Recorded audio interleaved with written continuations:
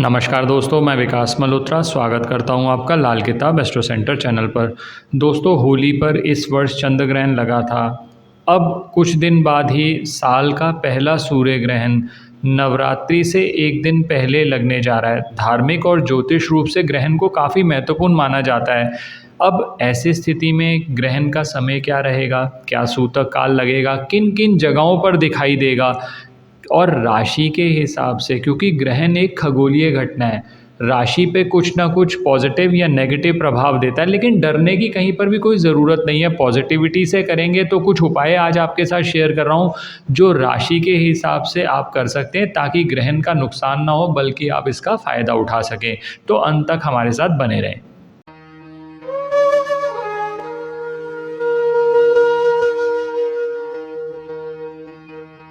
अब सबसे पहले बात करता हूँ, ये ग्रहण लग कब रहा है।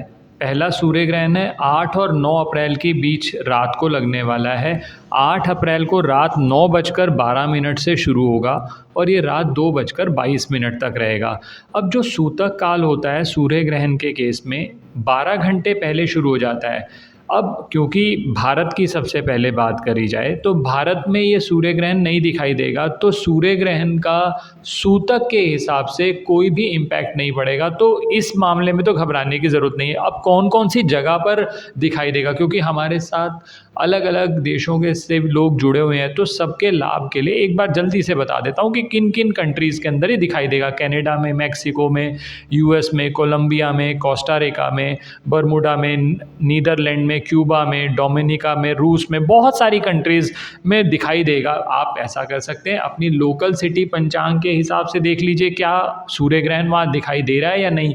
अगर दिखाई दे रहा है तो 12 घंटे पहले उसका सूतक काल लगता है। भारत में ये दिखाई नहीं दे रहा। अब रही बात कि राशि के हिसाब से क्या असर पड़ेगा, क्योंकि सूर्य ग्रहण कहीं ना कहीं, क्योंकि खगोलीय घटना है, तो राशि पे इम्पैक्ट जरूर डालता है। इससे पहले कि राशि पे इम्पैक्ट की बात कर लूँ, पहले ये समझ लीजिए सूर्य ग्रहण होता कब है। सूर्य ग्रहण तब होगा जब सूर्य और राहु गोचर में एक साथ आ जाते हैं। सूर्य हमारी आत्मा का कारक है, राहु से जब वो प्रभावित हो गया तो कहीं ना कहीं हमारी पूरी एग्जिस्टेंस प्रभावित हो जाती है। जीवन में कई तरह के चेंजेस देखने को मिलते हैं। अब कौन सी राशि में लग रहा है, अगर देखें तो ये जो सूर्य ग्रहण है मीन राशि में लगेगा। अब मीन राशि जो है वो बृहस्पति से संबंधित मानी जाती है, उसके लॉर्ड बृहस्पति माने जाते हैं। और नक्षत्र की बात करें तो ये रेवती नक्षत्र में लग रहा है, जिसके स्वामी बुध माने जाते हैं। तो अगर आपकी ज़िंदगी में बुध और गुरु से संबंधित आप कोई कार्य करते हैं, या बुध और गुरु से संबंधित आपके जो प्लैनेट्स हैं आपकी पत्रिका में, बुध और गुरु बहुत अच्छे हैं या बहुत ख़राब हैं आपकी पत्रिका में, तो इस सूर्य ग्रहण का ज़्यादा इम्पैक्ट आप पे पड़ेगा। मैं राशि वाइज आपसे बात करूँगा कि किन किन राशियों पे क्या प्रभाव पड़ेगा और क्या क्या उपाय हो सकते हैं। तो सबसे पहले बात करते हैं मेष राशि से।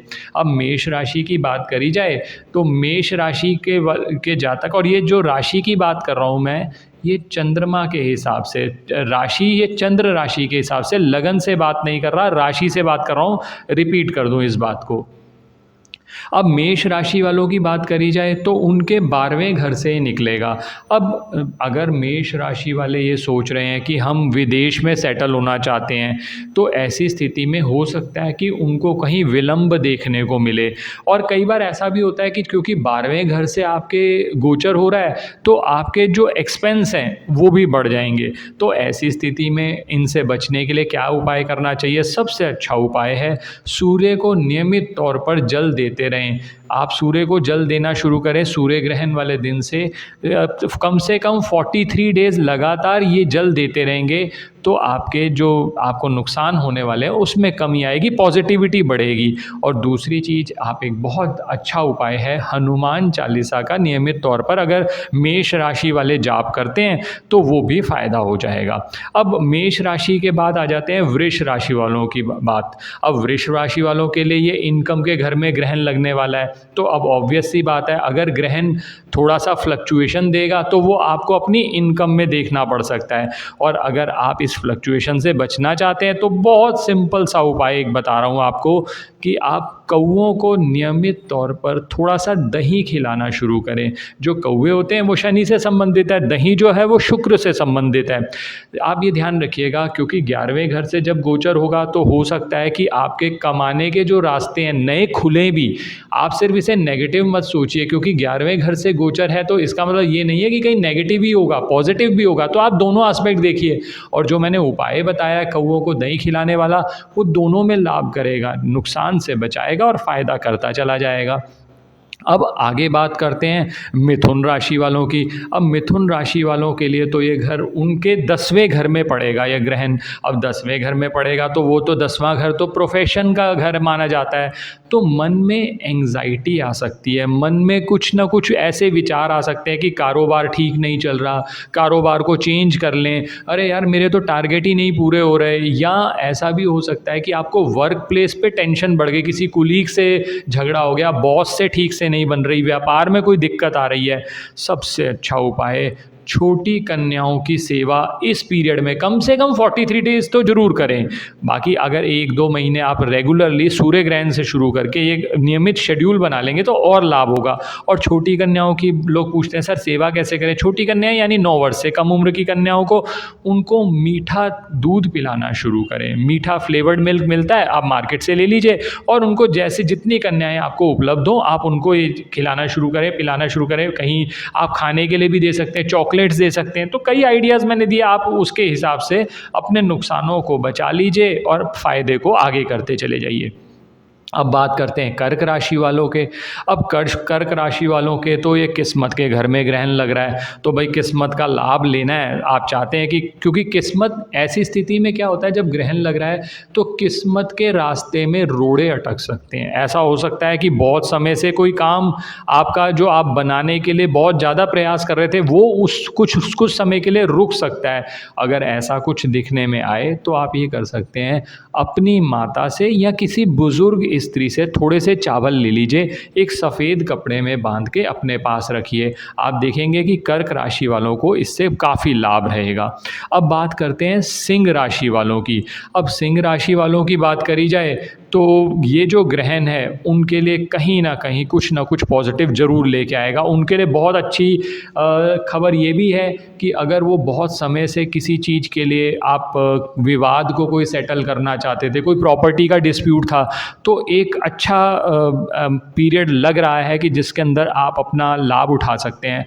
इस लाभ को और लेना चाहते हैं तो छोटा सा उपाय करें। पार्क में भूरी चींटियाँ मिल जाती हैं, भूरी चींटियों को सतनाजा और शक्कर, सतनाजा को आप अच्छे से पिसवा लीजिए, उसके अंदर थोड़ी सी शक्कर मिक्स करके उनको डालते रहिए नियमित तौर पर। सिंह राशि वालों को भी फ़ायदा होना शुरू हो जाएगा। अब कन्या राशि पे बात करी जाए तो भाई कन्या राशि की बात करें तो उनके 7th हाउस में सूर्य ग्रहण लग रहा है। तो भाई 7th हाउस तो आपके जीवन साथी से संबंधित है, आपकी रोज़मर्रा की इनकम से संबंधित है। 7th हाउस में अगर कोई ग्रहण लग रहा है तो ऐसा भी हो सकता है कि पार्टनरशिप में कोई दिक्कत आ जाए। तो यहाँ पर थोड़ा सा आपको सावधानी रखने की ज़रूरत है। हाँ, अगर मान लीजिए कन्या राशि वाले बहुत समय से कोई नई नौकरी ढूंढने के चक्कर में थे तो उसमें फ़ायदा हो सकता है। एक बात और ध्यान रखिएगा, 7th हाउस जीवन साथी से भी संबंधित है, तो जीवन साथी के साथ कुछ अनबन आए तो थोड़ा सा शांत रहकर इस पीरियड को निकालने की कोशिश करिए। अब उपाय क्या बनता है? उपाय सबसे अच्छा है नवरात्रि में, क्योंकि नवरात्रि खासकर ये मौका, नवरात्रि के बाद भी आप ये कर सकते हैं। नवरात्रि में कन्या को ग्रीन कलर के वस्त्र, हरे रंग के वस्त्र, किसी तरह चाहे छोटा रुमाल ही क्यों ना हो, आप वो गिफ्ट करें, इससे भी फ़ायदा होगा। आगे बात करते हैं तुला राशि वालों की बात करी जाए तो उनके छठे घर में ग्रहण लग रहा है।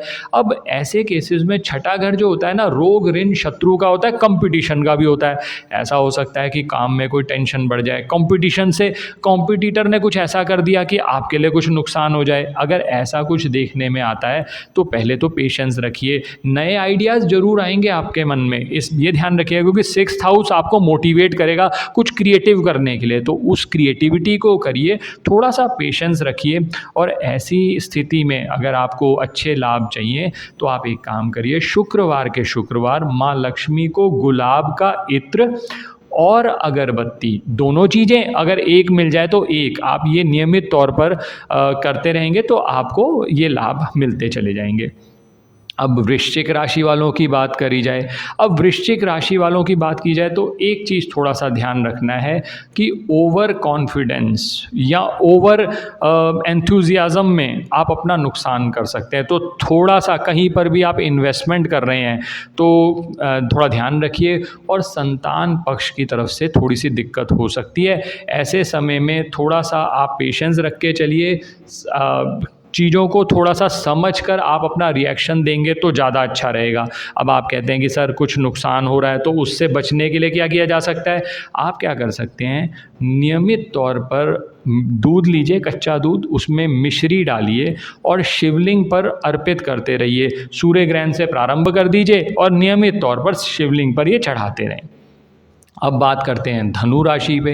अब धनु राशि के लिए अच्छा समय आने की पूरी पॉसिबिलिटी है, और मैं तो कहता हूँ कि धनु राशि वालों के लिए धन लाभ के भी चांसेस बनते हैं। कोई बहुत समय से आपका रुका हुआ धन है तो उसके अंदर आपको फ़ायदा हो सकता है। थोड़ा-सा अपनी हेल्थ का ध्यान रखिएगा, क्योंकि हेल्थ का कहीं न कहीं नुकसान होने की पॉसिबिलिटी बनती है। अगर मान लीजिए ऐसा लग रहा है कि कुछ हेल्थ में बहुत ज़्यादा कॉम्प्लिकेशंस आ रहे हैं, तो पहला कार्य तो ये करिए कि एक केसर तिलक नाभि, ज़ुबान, माथे तीनों जगह पर लगाइए। दूसरी चीज़, एक काम ये करिए, क्योंकि आपको ये पॉसिबिलिटी ज़्यादा है कि कोई कमर के नीचे के रोग हो सकते हैं, तो एक काला सफ़ेद कंबल माथे पे लगाकर हर महीने, कम से कम महीने में एक बार पंडित जी के हाथ में दे के आइए संडे वाले दिन।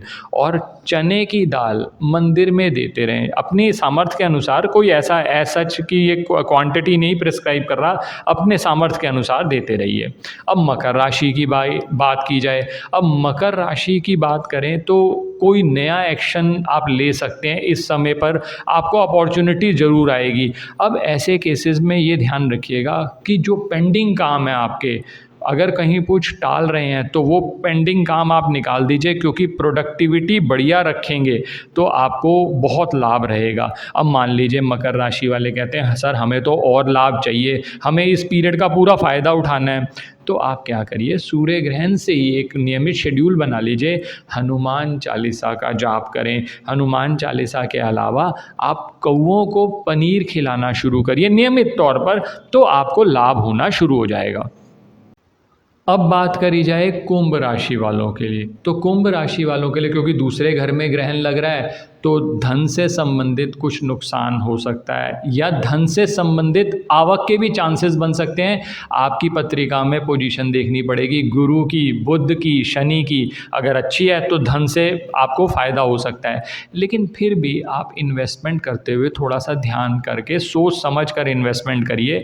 अगर कहीं पर कुछ लग रहा है कि नुकसान हो रहा है तो आप ऐसा करिए, एक मिट्टी का पात्र ले लीजिए, मिट्टी का कुल्हड़ ले लीजिए, उसका ढक्कन ज़रूर होना चाहिए, मिट्टी का ही ढक्कन होना चाहिए। उसके अंदर पानी भर के रख लीजिए, रात को रख लीजिए, सुबह उठकर वो पानी पौधों में डालना नियमित तौर पर शुरू करें, तो कुंभ राशि वालों को जो नुकसान हो रहे थे वो नुकसान होने बंद हो जाएंगे। अब लास्ट पे बात करता हूँ मीन राशि। अरे मीन राशि में ही तो ग्रहण लग रहा है, तो मीन राशि में कहीं ना कहीं हो सकता है आपके स्वभाव में कुछ ऐसा चिड़चिड़ापन आ जाए, या ऐसा हो जाए कि आप इरिटेटेड फील करें, एंग्जाइटी फील करें, क्योंकि सूर्य ग्रहण उसी राशि में लग रहा है और रेवती नक्षत्र में लग रहा है, जो कि बुध का नक्षत्र है। बृहस्पति और बुध आपस में शत्रु हैं, तो कुछ नुकसान होने की संभावना बनती है। उस नुकसान से बचना चाहते हैं तो सबसे पहला तो ये कर सकते हैं, चांदी का एक स्क्वायर पीस गले में डाल लीजिए। दूसरी चीज़ ये करिए, 120 ग्राम बेसन की बर्फ़ी 12 दिन लगातार मंदिर में दीजिए। चाहे तो सूर्य ग्रहण से शुरू कर लीजिए, चाहे तो अगले आने वाले बृहस्पतिवार से शुरू कर लीजिएगा। लगातार 12 दिन 120 ग्राम रोज़ बेसन की बर्फ़ी मंदिर में देनी है। अब आखिर में आ जाएं। अब लोग कहते हैं कि सर आपने 12 राशियों के लिए इतना समय लिया, उन लोगों को सब कुछ बताया, हमें तो अपनी पत्रिका नहीं मालूम, या हमारी पत्रिका के अंदर सूर्य ग्रहण का योग है, यानी सूर्य राहु की युति है, सूर्य केतु की युति है, सर हमारे लिए भी तो कुछ बताइए, या हमें पत्री नहीं मालूम। ऐसे भी बहुत लोग होते हैं, तो उनके लिए भी एक जनरल उपाय जो कि सभी लोग कर सकते हैं। आपको राशि नहीं मालूम, आपको देखना नहीं आता, तो उसके लिए भी आप, क्योंकि किसी का भी नुकसान नहीं होना चाहिए, सबको फ़ायदा हो जाए हमारे वीडियो से, हमारा यही पर्पस है। अब इसके लिए करना क्या है, एक कार्य तो ये है कि एक पूजा वाला नारियल लीजिए, उसको अपने से 7 बार एंटी क्लॉकवाइज़ घुमाइए, उसको जल प्रवाह कर दीजिए। वैसे तो ये क्रिया करनी होती है सूर्य ग्रहण के मध्य में, लेकिन अब रात के समय लग रहा है, वो उस समय पे तो आप कर नहीं सकते। तो आप 1 दिन पहले मतलब 8 अप्रैल को या 9 अप्रैल को जब भी संभव हो तब ये कर लीजिए। मान लीजिए आप कहते हैं कि ये भी नहीं होता, तो एक कार्य तो ज़रूर करिए, अपनी सामर्थ्य के अनुसार सूर्य ग्रहण के लिए कुछ दान निकाल लीजिए, चाहे वो आटा हो, सूखा अनाज हो, कोई भी चीज़, कुछ पैसे उसमें रख लीजिए, किसी भी गरीब व्यक्ति को दान दें, ताकि आपको कुछ नहीं मालूम तब भी आपको कहीं न कहीं इस ग्रहण का नुकसान ना हो। तो दोस्तों, आशा करता हूँ आपको ये वीडियो पसंद आया होगा। अगर वीडियो पसंद आया तो लाइक करें, बाकी लोगों के साथ भी शेयर करें। नवरात्रि पे हम बहुत सारे वीडियोज़ लेकर आएँगे। दोस्तों, अगर कोई भी चैनल, चाहे ये वाला चैनल, चाहे एस्ट्रो गुरु विकास मल्होत्रा या हमारा म्यूज़िक चैनल कुमार विकास मेलोडीज़, अगर आपने सब्सक्राइब नहीं किया तो आप फिर नुकसान में रहेंगे। ज़रूर सब्सक्राइब कर दीजिए, ताकि जब भी नया वीडियो आए आपको नोटिफिकेशन आ जाए। किसी भी तरह के ज्योतिषीय परामर्श के लिए हमारी वेबसाइट्स पर विजिट करके अपॉइंटमेंट बुक कर सकते हैं, जिनका लिंक डिस्क्रिप्शन बॉक्स में दिया हुआ है। धन्यवाद दोस्तों।